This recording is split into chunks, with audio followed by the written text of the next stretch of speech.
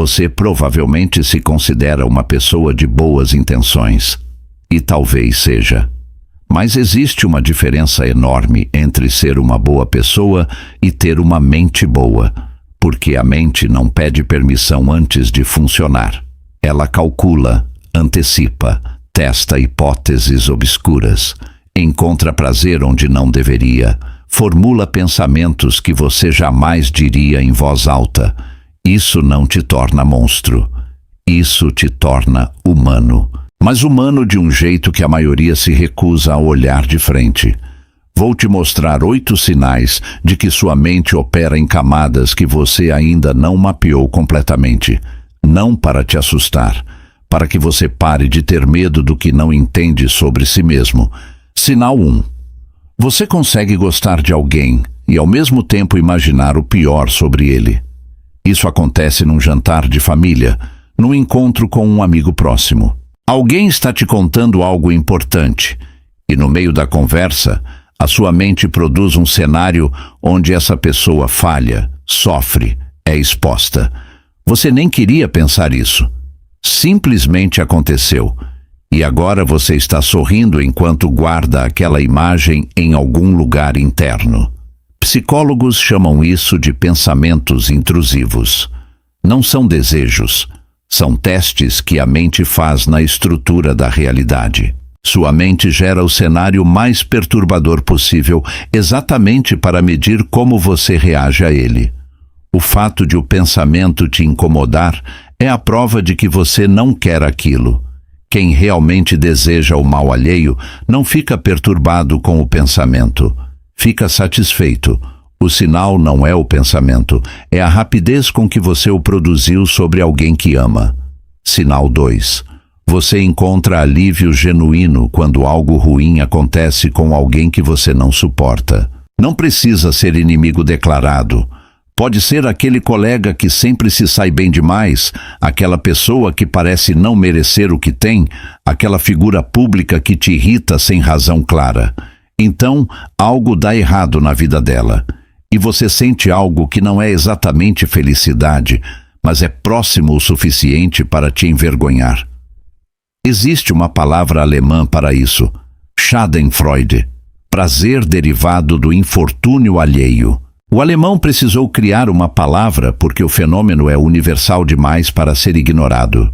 Estudos de neuroimagem mostram que o núcleo accumbens, a região do cérebro associada à recompensa, se ativa quando observamos o fracasso de alguém que consideramos injustamente privilegiado. Você não inventou esse sentimento. Ele foi selecionado evolutivamente. Em grupos primitivos, a queda do indivíduo dominante criava espaço real para os demais. Seu cérebro ainda está operando com esse firmware. O problema não é sentir, é construir sua identidade ao redor disso. Sinal 3. Você já planejou mentalmente uma conversa inteira só para ter razão nela. Não uma conversa que vai acontecer. Uma conversa que você vai vencer. Você monta os argumentos, antecipa as objeções, prepara as respostas. Encontra o momento exato onde a outra pessoa vai ficar sem saída. O roteiro está tão elaborado que quando a conversa real acontece e a pessoa diz algo diferente do que você esperava, você sente quase decepção. Isso tem nome. É chamado de ruminação antecipatória. E ela revela algo interessante sobre sua mente. Ela não está apenas processando conflitos. Ela está encenando poder. A versão imaginária da conversa é sempre favorável a você porque você controla o script. A outra pessoa, na ficção que você produziu, diz exatamente o que você precisa que ela diga para que sua resposta seja devastadora. Isso não é patologia. É sua mente praticando dominância social de forma segura. O problema começa quando você começa a preferir aquela conversa à real, porque a real tem imprevistos e a imaginária não. Sinal 4. Você consegue analisar friamente uma situação enquanto finge estar emocionalmente presente. Alguém está chorando na sua frente. Você está dizendo as coisas certas. colocando a mão no lugar certo, fazendo o rosto certo. E ao mesmo tempo uma parte de você está observando tudo aquilo de fora, medindo a intensidade do choro, calculando quando é a hora de falar, avaliando se o que você está sentindo é empatia genuína ou performance bem calibrada. Esse processamento paralelo não significa que você é frio, significa que você tem um observador interno extremamente desenvolvido. Em algumas tradições filosóficas, isso é considerado sofisticação. Em contextos clínicos, pode ser dissociação leve.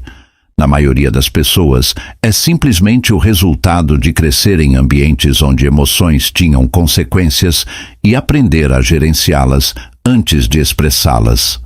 A mente perversa aqui não está na frieza, está na habilidade de produzir calor sem necessariamente senti-lo, e no desconforto que isso produz quando você percebe que não sabe mais distinguir um do outro.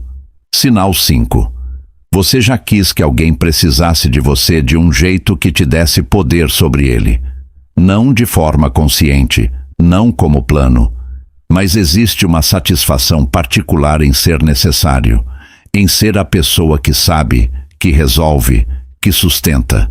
E às vezes, num canto muito honesto de você mesmo, você percebe que não quer que essa pessoa melhore rápido demais, porque se ela melhora, ela não precisa mais de você do mesmo jeito.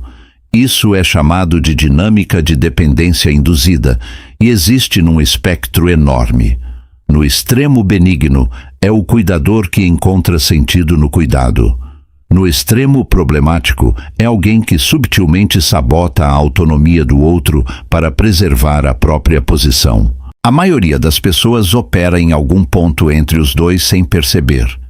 O sinal está na sensação. Se a recuperação do outro te traz um leve desconforto junto com a alegria genuína, sua mente está processando aquilo como perda. E isso vale a pena examinar com honestidade. Sinal 6. Você já usou uma verdade como arma sabendo exatamente o que ela ia fazer. Não mentiu. Disse algo completamente verdadeiro. Mas escolheu o momento, o tom, o contexto, a palavra exata que ia atingir o ponto mais frágil. E depois, quando a pessoa reagiu, você teve o conforto moral de dizer que estava sendo honesto. Isso é sofisticação verbal usada como crueldade cirúrgica. A mente que opera assim não precisa de mentiras. Ela tem ferramentas mais precisas. Sabe que a verdade dita com intenção destrutiva produz dano muito maior do que a mentira, porque não pode ser contestada. A pessoa ferida não tem nem o recurso de dizer que você estava errado. O sinal não é a verdade que você disse. É o prazer microscópico que existiu antes de dizê-la.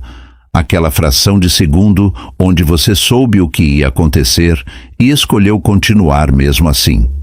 Sinal 7. Você já testou alguém sem avisar que estava testando. Criou uma situação para ver como a pessoa reage. Disse algo pela metade para ver se ela completaria da forma que você esperava. Ficou em silêncio propositalmente para observar a reação. Contou uma versão levemente distorcida de algo para ver se ela ia corrigi-lo ou concordar por conveniência. Isso revela uma mente que coleta dados sobre pessoas com a eficiência de um sistema de inteligência. Você não confia facilmente, então você verifica. E verifica de forma que o verificado não perceba que está sendo examinado, porque se percebesse, os dados seriam contaminados. O problema não é desconfiar. É a assimetria de informação que você deliberadamente cria. Enquanto você observa, a outra pessoa está sendo avaliada por critérios que ela não conhece, em condições que você controlou. É um poder que você raramente nomeia como tal. Sinal 8. Você consegue se imaginar sendo uma pessoa completamente diferente e não sente horror nenhum. Não uma versão melhorada de você, uma versão radicalmente outra. com valores diferentes, história diferente, escolhas que contradizem tudo o que você diz defender. E nessa imaginação, você não é o vilão. Você entende a lógica daquela outra vida. Ela faz sentido de dentro. Isso é o sinal mais revelador de todos, porque a maioria das pessoas, quando imagina ser alguém muito diferente de si mesma, sente estranhamento, rejeição, desconforto moral. Mas algumas mentes têm uma fluidez identitária que permite habitar perspectivas radicalmente distintas sem perder o equilíbrio. Escritores têm isso, estrategistas têm isso, manipuladores também têm isso. A diferença não está na capacidade, está no uso.